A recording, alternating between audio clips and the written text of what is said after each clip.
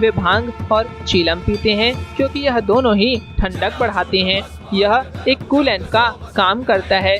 भगवान शिव के संबंध में गलत प्रचार करेंगे तो लोग उनसे क्या प्रेरणा लेंगे? यही कि भांग चीलम पीना चाहिए, नशा करना चाहिए। शिव का अर्थ है शुभ और कल्याण कारण मोक्ष देने वाला, परंतु नशे के सेवन से किस प्रकार का कल्याण हो पाएगा? नमस्कार मित्रों, स्वागत है आप सभी का कृष्ण कुंजी में। आज हम जानेंगे क्या भगवान शंकर सचमुच में ही भांग और गांजा पीते हैं।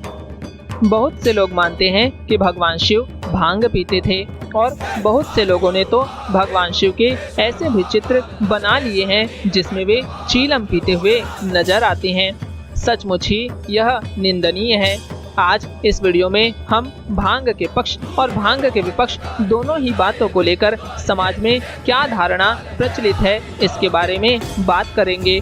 तो आइए सबसे पहले जानते हैं भांग के पक्ष में लोगों के क्या विचार हैं। बहुत से लोग कहते हैं कि जब समुद्र मंथन हुआ तो उसमें से निकला विष भगवान शिव ने पीकर अपने गले में धारण कर लिया था।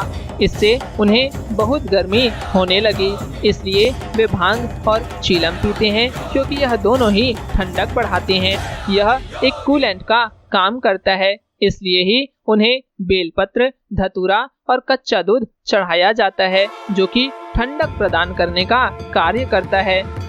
बहुत से तंत्र मार्गी लोगों का मानना है कि भांग और चीलम का सेवन करने से ध्यान अच्छा लगता है। यह मस्तिष्क को शांत रखती है। यही कारण है कि कई अघोरी और नागा चीलम पीते हैं ताकि वो और भी ध्यान लगा के आनंद प्राप्त कर सके।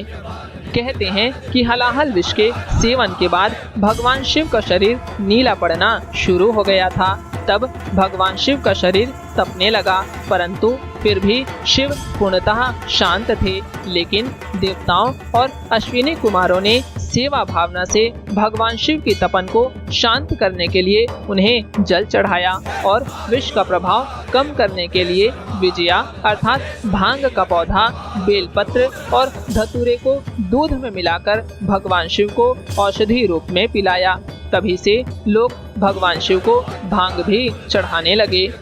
कुछ विद्वान कहते हैं कि विश्व को हलाहल के कुप्रभावों से संरक्षित करने के लिए ही शिवार्चन के समय बेलपत्र आदि को शिवलिंग पर चढ़ाने की परंपरा है।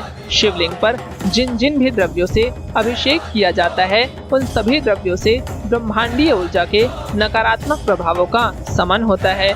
यही रुद्राभिषेक का विज्ञान है। इस प्रकार की अर्चना करने वाले को तत्काल राहत मिलती है।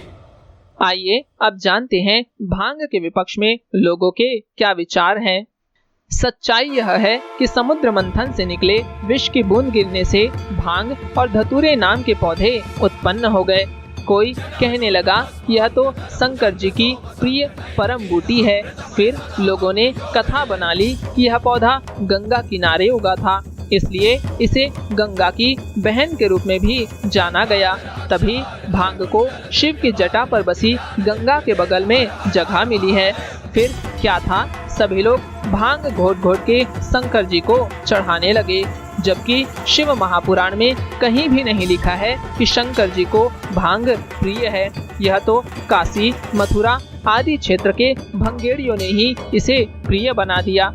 हकीकत यह है कि शिव जी का कंठ जलता है तो इस कंठ की जलन को दो वस्तुओं से रोका जा सकता है, एक गाय का दूध और दूसरा भांग का लेप। लेकिन शास्त्रों में कहीं भी शिव जी के भांग, गांजा या चीलम पीने का उल्लेख नहीं मिलता है।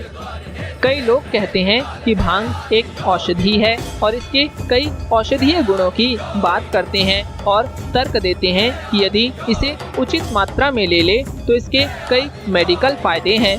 दरअसल मेडिकल फायदे बीमार लोगों के लिए है। भांग को सिर्फ दो लोग ही इस्तेमाल करते हैं, एक वे जो बीमार हैं और दूसरा वे जो नशा करना चाहते हैं। शिव जी न तो बीमार हैं और न ही नशा के आदी हैं। वे तो परम योगी हैं, उन्हें भांग की आवश्यकता नहीं है।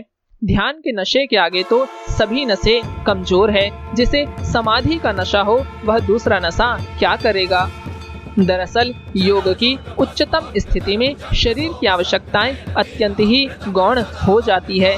इस स्थिति में आहार का महत्व ही नहीं रह जाता, फिर नशे आदि का प्रयोजन ही कहाँ रह जाता है। कोई भी योगी किसी भी प्रकार का नशा नहीं करता, क्योंकि योग की शक्तियाँ प्राप्त करने में हर तरह का नशा बाधा उत्पन्न करता है। जब एक सामान्य योगी ऐसा नहीं कर सकता तो फिर शिव जी तो भगवान है। विद्वान लोग कहते हैं यह अनर्गल बातें उन लोगों ने फैलाई जो धर्म की आड़ में नशा करना चाहते हैं। पहले भांग को शिव जी से जोड़ा गया और बाद में धीरे से गांजा और चरस को भी जोड़ दिया गया। भांग, गांजे आदि नशे की आदत को शिव के साथ जोड़कर अपने नशेड़ीपन को एक आध्यात्मिक पहलू देकर वे समाज से बचकर पाक साफ बने रहना चाहते थे। अगर व्यक्ति इसे पीता है तो उन्हें गंजेड़ी, भंगेड़ी और नशेड़ी कहा जाता है, जबकि यही कार्य कोई साधु करता है तो उसे अघोरी कहते हैं। भगवान शिव के संबंध में गलत प्रचार करेंगे तो लोग उनसे क्या प्रेरणा लेंगे। यही कि भांग, चीलम पीना चाहिए, नशा करना चाहिए। शिव का अर्थ है शुभ और कल्याण कारण मोक्ष देने वाला, परंतु नशे के सेवन से किस प्रकार का कल्याण हो पाएगा। इसलिए शिव को नशे से जोड़ना एकदम ही गलत है। शिव से योग की प्रेरणा ले, ध्यान की प्रेरणा ले, विद्वता और निःस्पृहता की प्रेरणा ले, तभी जीवन का उद्देश्य सफल होगा। ऐसे में यदि आपके घर, मंदिर या अन्य किसी भी स्थान पर भगवान शंकर का ऐसा चित्र या मूर्ति लगा है जिसमें वे चीलम पीते या भांग का सेवन करते हुए नजर आ रहे हैं, तो उसे आप तुरंत ही हटा दे तो अच्छा है। यह भगवान शंकर का घोर अपमान है। यह भी कितना दुख भरा है कि कई लोगों ने भगवान शंकर पर ऐसे गीत और गाने बनाए हैं कि जिसमें उन्हें भांग का सेवन करने का उल्लेख किया गया है। कोई गीतकार या गायक यह जानने का प्रयास नहीं करता है कि इस बारे में सच क्या है।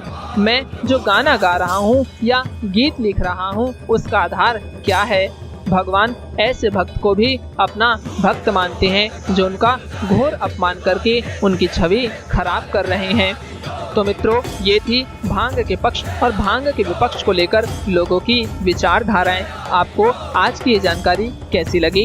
आप अपने विचार हमें कमेंट करके जरूर बताएं। वीडियो अच्छी लगे तो इसे लाइक और शेयर भी जरूर करें और इस चैनल को सब्सक्राइब कर घंटी के आइकन को दबाकर नोटिफिकेशन बेल को भी क्लिक कर ले, ताकि आपको हमारी नई वीडियोस की नोटिफिकेशन मिलती रहे। आप सबको राधे राधे।